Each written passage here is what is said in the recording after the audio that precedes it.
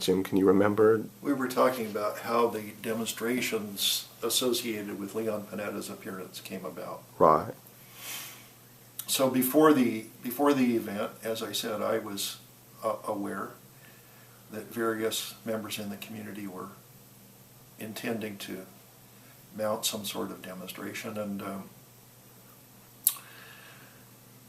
the week before the event, on election day, actually, on the evening of election day, I was at Bruce Van Allen's election night party, Mm-hmm. and happened to be in conversation with two people closely associated with Food Not Bombs. Right. Keith McHenry and Abby Samuels. Right, so they were basically the kind of the promoters of this, the general protest or the larger protest. They were some of them. And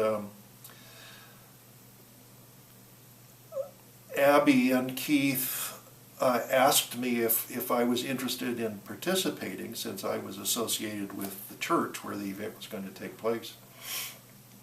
I indicated that I was, and that I was particularly concerned about the character of the demonstration. And what were your concerns about the character? Well, I didn't want it to be violent in any way, right. or angry or disrespectful. Mm-hmm. And I was particularly concerned about the demonstration involving any sort of behavior that would provoke violence on the part of the Secret Service. What about the Santa Cruz Police Department? Or the Santa Cruz Police Department. Right. Any agencies who I knew would be there. So right. We had a discussion, and I proposed that several of us should pay mm-hmm. for admission to the event and seat ourselves near the front of the audience, and at an appropriate point in the talk by Mr. Panetta, stand up and demonstrate silently. And what do you mean by demonstrating silently? By holding up signs. And you also had a T-shirt that said something? And we also decided that we would wear T-shirts. The T-shirts and the sign both said "Stand up for peace." That was the now, message. when you walked in, were the T-shirts already on you when you came to, or did that come out when you put the sign up? Oh, we were wearing them, but they were under coats. Okay. We were wearing them under coats, so the slogan was consistent. So no one knew that you were actually going to do the protest? Right. And you kept it pretty secret? And we didn't tell anyone about it. Okay. But we had a large banner made on butcher paper. It was about 10 feet long, and it said, "Stand up for peace." Right. And our plan was, at an appropriate point, to stand up, unfurl the banner, display it, and then leave the auditorium. So can you tell us basically what happened, when you did this? Or Well, it went pretty much according to plan. We, the four of us, Abby and Keith and me and a woman named Olivia, paid for admission to the event, and so no one had a clue that this was up at all, besides you? Not at the time. Not at the time we paid the price of admission and received our books. Mm-hmm. But we were obviously carrying the large folded paper banner, and right. There had been conversations before we entered mm-hmm. the event between us and over what mode of the transmission? Was it Bookshop personal? Santa Cruz. Oh, you actually talked to Bookshop Santa Cruz about? Yeah, we talked to Casey. Uh-huh. And tell us who Casey is. I believe Casey is the daughter of Neil Coonerty. Right. And she represented herself as, she called herself the owner of Bookshop Santa Cruz. Which I think is true. Maybe she is the... Yeah, she at least runs it right now. At any rate. She was in charge on behalf of Bookshop Santa Cruz, and we had discussions with her concerning the conduct of the demonstrations at the church before the event started, mm-hmm. and before we entered the event. Mm-hmm. And she warned us mm-hmm. that And what was the nature, I mean, what was her attitude when she warned you? Was she angry? Was she stern? Was she? she was stern and demanding, and I would use the adjective imperious. Imperious? Imperious. I was rubbed the wrong way by her attitude in that I felt like she was imposing upon me her sense of absolute authority regarding my conduct in the church to which I belong. And you thought, and how do you think that was wrong? And I mean, morally, ethically? Well, I don't know about morally or ethically, but my sense is that she was, in essence, my guest. I'm a member, a leading member. So instead of her being a guest at your church, you were her guest? Exactly. Okay. So at any rate, Casey had warned us, including Keith and Abby and Right. me, beforehand, that if there was any sort of disturbance, her employees would remove the disturbers from the... And did they have security or employees that you saw there that were, basically the enforcers? They were the ordinary bookshop employees. There weren't any... So you don't. So these There weren't any these employees designated might not even have been of the like mind as Casey. They might have been people who actually agreed with you. Right, they were just her employees who were shepherding the event and taking Right. care of logistics. But she did warn us that her employees would remove us or anyone from the... Did she say they would physically remove you? She said they... Do you think they have that authority to remove you from your own church physically? She presumed to have the authority to remove anyone. And how did you question the church about whether she actually had that authority? I didn't question it at the time. And, Okay. it just annoyed me. Okay. And it especially annoyed me knowing that I and 3 others planned to do what she had forbidden us to do. So she actually forbade you to do it? Yes. Okay. And to be clear, there had been a prior agreement entered into the day before between Casey as the representative of Bookshop Santa Cruz. Now, I can ask you this. Why was she acting as to dictate these terms instead of the church itself? Well, I'm going to tell you that. Okay. The day before the event, there had been a meeting between Casey as a representative of Bookshop Santa Cruz Right. and several leaders of the church, but not including our senior minister because he was not yet returned from a trip to Israel.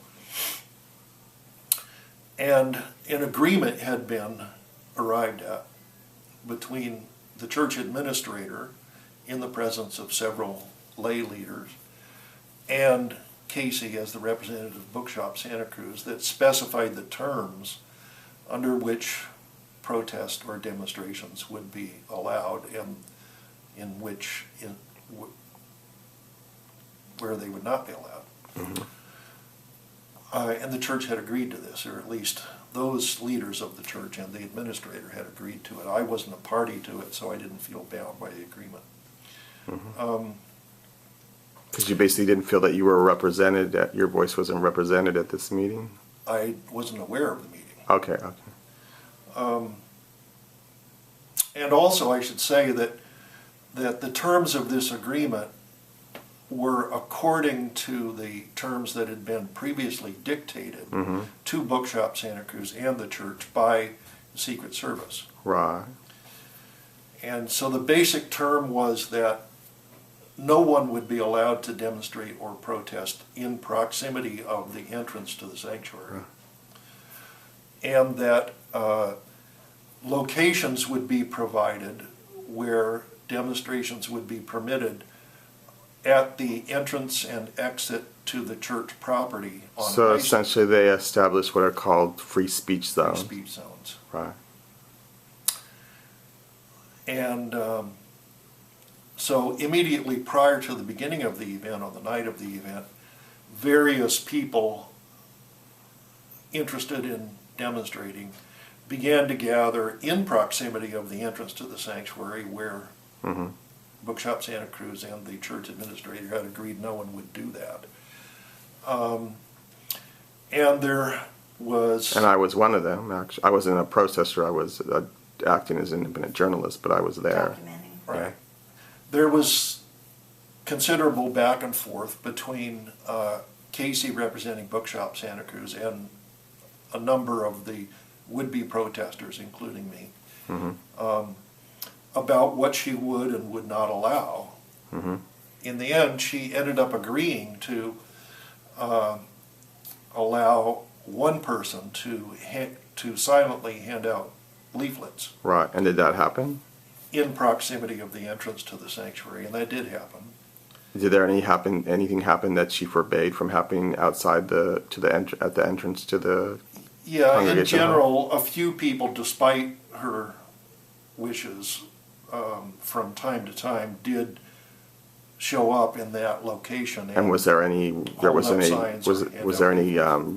to that by anyone? There was no attempt Right. Okay. to prevent it or enforce against it. The Santa Cruz police was there, represented by Deputy Chief Rick Martinez, and he was observing all this. Right. There was only one officer. Were there any Secret there. Service agents outside the church? I mean, outside the front of the congregation hall? I didn't see any there. There weren't any posted out there, but there were several Okay. present. So maybe we didn't see them, but they saw us. Right. Okay. At any rate, so I was talking about how the demonstration I was involved in was carried out. Right.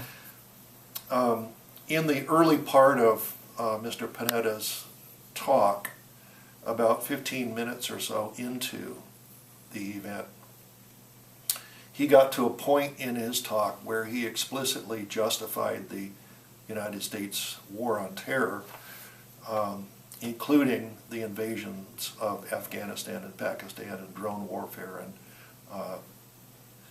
kidnappings and torture and Wow.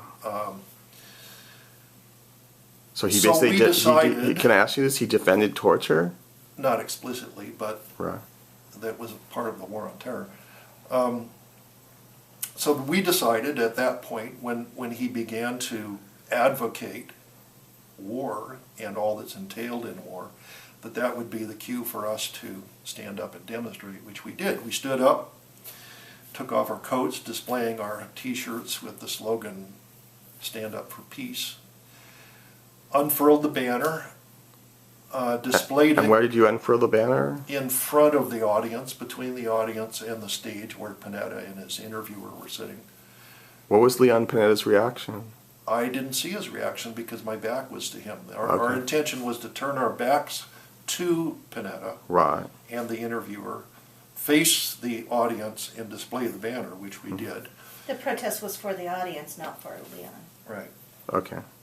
And then we carried the banner out of the auditorium. So the whole protest took no more than a minute. Right. So there was no interference or nothing happened with Bookshop Santa Cruz employees, kicking you out. No, there were no interactions between us and anyone, Right. except that one person in the audience seated behind me attempted to grab the banner as we carried it out and Did they say anything to you when they did succeeded that? in tearing it somewhat. No, he didn't say anything to us. But were they really angry? I assume they were angry, but there wasn't any exchange of Okay. words or affects. And it was all very quick. I mean, nobody's view was blocked for more than a few seconds. Okay. There was no response from Mr. Panetta or the interviewer from the stage. No response from anyone. We simply stood up, got in front of the audience, displayed the banner, and then carried it out of the sanctuary into the narthex, which is the antechamber in front of the sanctuary. And there we were accosted by Casey. Was she angry? She was mad as a wet hen. She was fuming, furious. Livid? Livid would be a good description. Right. And she began to yell at us. We were all in a clump, close to one another. We're going to have